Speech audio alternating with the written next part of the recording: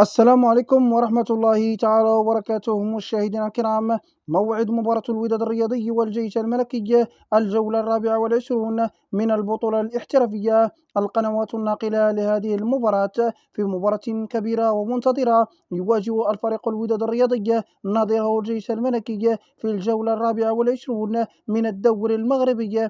في قمة الجولة 24 الوداد بقيادة خوان كارلوس غاريدو يبحث عن تحقيق الفوز من أجل الانقضاض على صدارة الدوري المغربي، ويحتل الوداد الرياضي وصفة الدوري برصيد 49 نقطة، فيما يأتي الجيش الملكي المرتبة الأولى برصيد 50 نقطة. موعد مباراة الوداد الرياضي والجيش الملكي الجولة 24 الأربعاء 3 ماي. هذه المباراة ستجرى على أرضية مركب محمد الخامس بالدار البيضاء، وتنطلق صافرة الحكم مباراة الوداد الرياضي والجيش الملكي في تمام الساعة 7:15 مساء بتوقيت المغرب وتونس والجزائر، 8:15 مساء بتوقيت مصر، 9:15 مساء بتوقيت السعودية. كان هذا كل ما يخص حلقة اليوم.